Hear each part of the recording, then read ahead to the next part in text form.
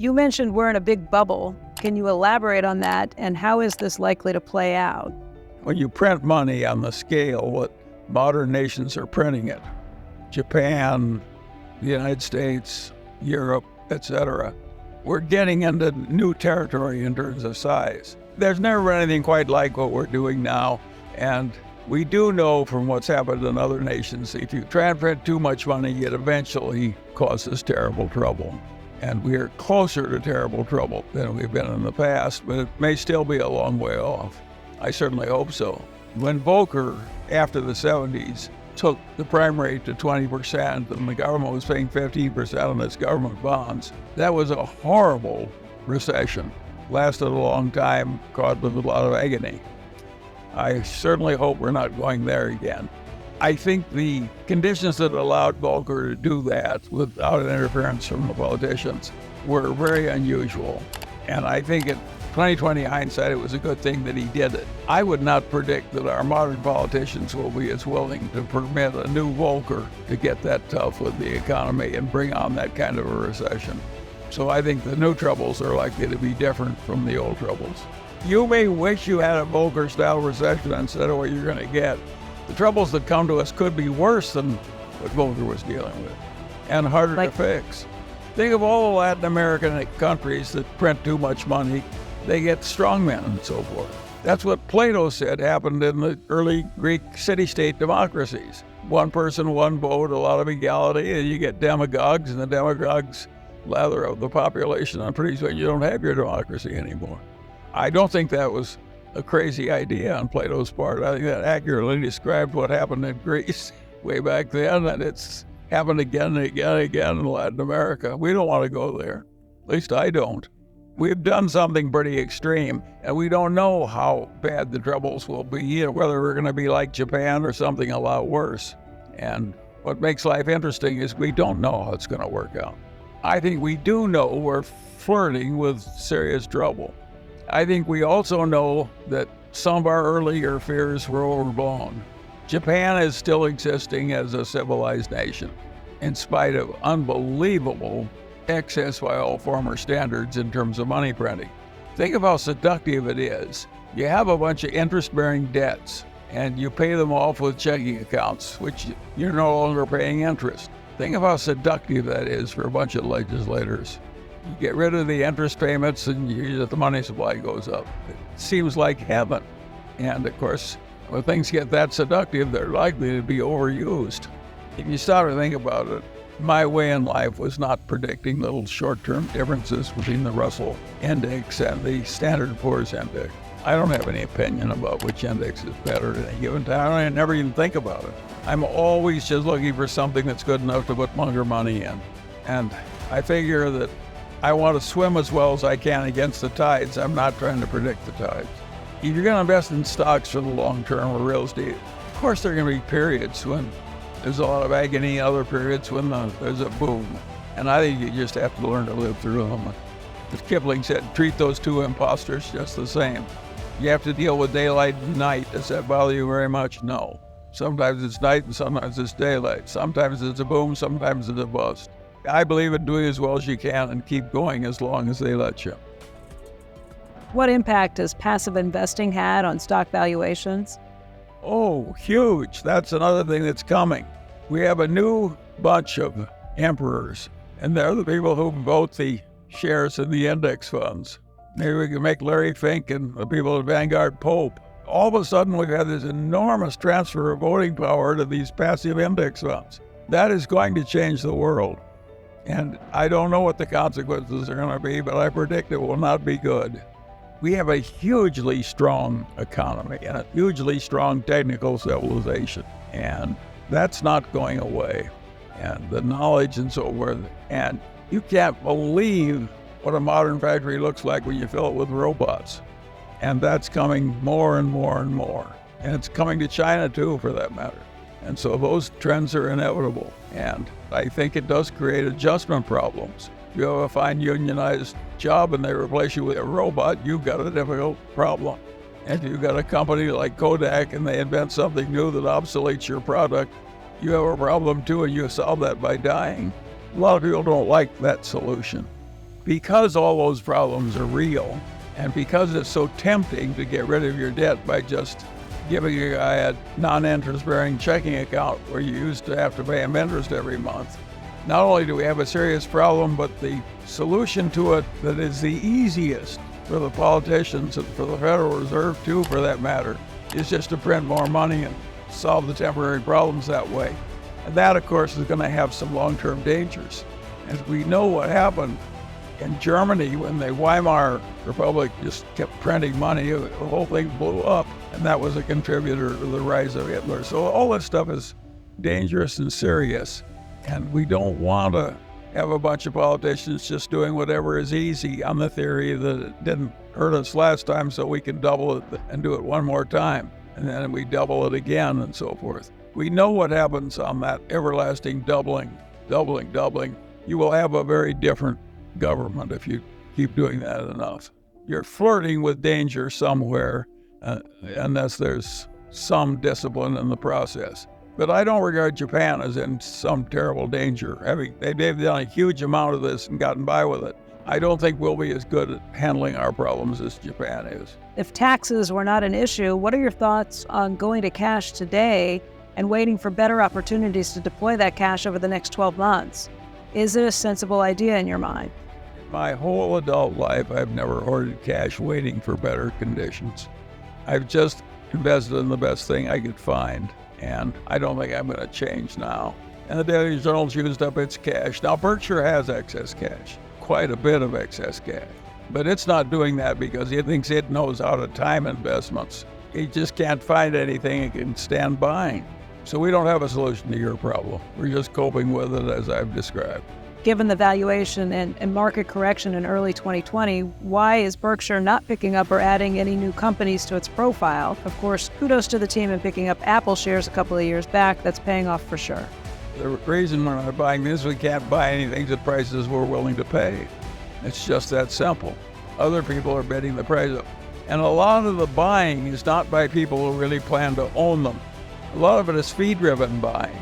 Private equity buys things so they can have more fees by having more things under management. Of course, it's a lot easier to buy something you use somebody else's money. We're using our own money, or at least that's the way we think of it.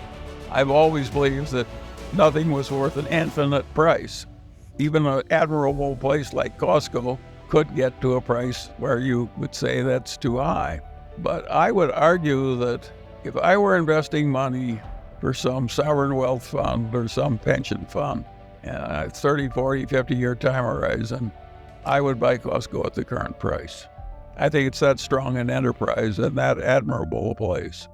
By the way, it's not a tragedy that Berkshire has some surplus money they're not investing. We look more responsible with the extra wealth, and we are more responsible with the extra wealth. The shareholders who are worried about the future because it looks complicated and difficult and they're hazard, I want to say to them what my old torch professor said to me, Charlie. He'd say, Charlie, tell me what your problem is and I'll try and make it more difficult for you.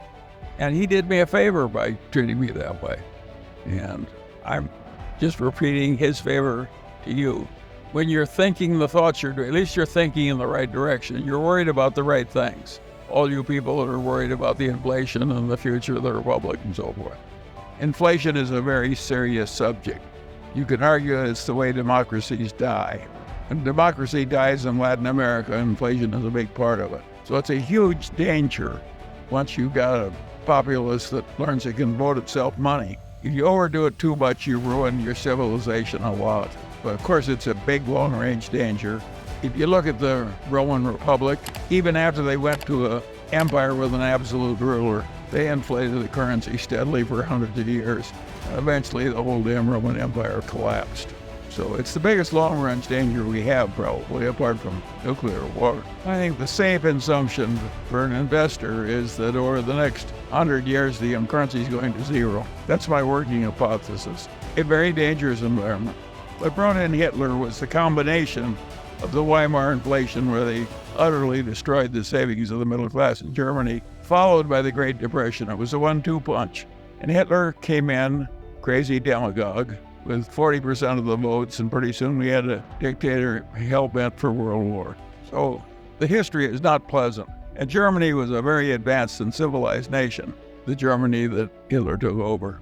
I always say that the interesting thing about that was little Albert Einstein, the little Jewish boy, got his entire primary education with the insistence of the Catholic Church in Germany. Now that is a very civilized nation. So if you could let your nation deteriorate too much, what you get is a Hitler. We proved it. Of course, in a modern democracy in the age of Keynes, you're going to get big government reaction. The reaction this time was bigger than it's ever been before in the history of the United States.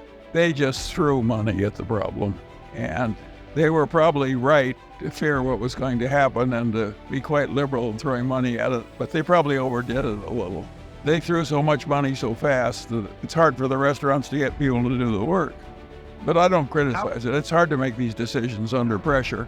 Well, you have to be optimistic about the competency of our technical civilization. But there again, it's an interesting thing. If you take the last 100 years, most of modernity came in that 100 years. And in the previous 100 years, that got another big chunk of modernity. And before that, things were pretty much the same for the previous thousands of years. Life was pretty brutal and short, limited, and what have you. No printing press, no air conditioning, no modern medicine, no. I don't think we're going to get things that were in what I call the real human needs. Think of what it meant to get, say, first you got the steam engine, the steamship, the railroad, a little bit of improvement in farming, and a little bit of improvement in plumbing. That's what you got the 100 years that ended in 1922. The next 100 years gave us widely distributed electricity, modern medicine, the automobile, the airplane, the records, the movies, the air conditioning in the South. And I think what a blessing it was. If you wanted 3 children, you had to have 6 because 3 died in infancy. That was our ancestors. Think of the agony of watching half your children die. It's amazing how much achievement there's been in civilization in these last 200 years, and most of it in the last 100 years. Now, the trouble with it is that the basic needs are pretty well filled. In the United States, the principal problem of the poor people is they're too fat. That is a very different place from what happened in the past. They were on the edge of starving. And what happens is, it's really interesting, is with all this enormous increase in living standards and freedom and diminishment of racial inequities and all the huge progress that has come, people are less happy about the state of affairs than they were when things were way tougher. And that has a very simple explanation. The world is not driven by greed, it's driven by envy. And the fact that everybody's 5 times better off than they used to be, they take it for granted. All they think about is somebody else has having more now, when it's not fair that he should have it and they don't. That's the reason that God came down and told Moses that he couldn't envy your neighbor's wife or even his donkey. I mean, even the old Jews were having trouble with envy. And so it's built into the nature of things. It's weird for somebody my age, because I was in the middle of the Great Depression when the hardship was unbelievable. I was safer walking around Omaha in the evening than I am in my own neighborhood in Los Angeles after all this great wealth and so forth.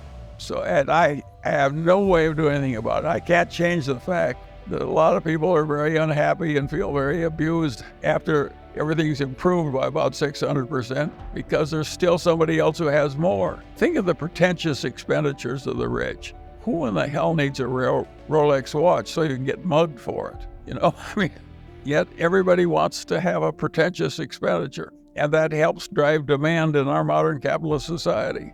My advice to the young people is don't go there. The hell with the pretentious expenditure. I don't think there's much happiness in it. But it does drive the civilization we actually have. It drives the dissatisfaction. How will this all play out, and what's the best advice you have for individual investors to optimally deal with the negative impact of inflation other than owning quality equities? Well, it may be that you have to choose the least bad of a bunch of options. That frequently happens in human decision making. And the Mungers have Berkshire stock, Costco stock, Chinese stocks through Lilu, a little bit of Daily Journal stock, and a bunch of apartment houses. Do I think that's perfect? No. Do I think it's okay? Yes. I think the great lesson from the Mungers is you don't need all this damn diversification. That's plenty of it. You're lucky if you've got 4 good assets. I think the finance professors sell the idea that perfect diversification is professional investment. If you're trying to do better than average, you're lucky if you have 4 things to buy. And to ask for 20 is really asking for egg in your beer. It's very few people have enough brains to get 20 good investments. It's going to be way harder for the group that graduated from college now, for them to get rich and stay rich and so forth. It's going to be way harder for them than it was for my generation. Think what it costs to own a house in a desirable neighborhood in a city like Los Angeles. I think we'll probably end up with higher income taxes too, and so on. No, I think the investment world is plenty hard, and I don't think in my lifetime, 98 years, it was the ideal time to own a diversified portfolio of common stocks that updated a little by adding the new ones that came in, like the Apples and the Alphabets and so forth. And I'd say the people got maybe 10 or 11% if you did that very intelligently before inflation, and maybe 9% after inflation. That was a marvelous return. No other generation in the history of the world ever got returns like that. And I don't think the future is going to give the guy graduating from college this year nearly that easy an investment opportunity. I think it's going to be way harder. Some people are gifted enough that they can invest in hard-to-value, difficult things. Other people, I think, would be very wise to have more modest ambitions in terms of what they choose to deal with. So I think you have to figure out your level of skill, or the level of skill your advisor has, and that should enter the equation. But to everyone who finds the current investment climate hard and difficult and somewhat confusing, I would say welcome to adult life.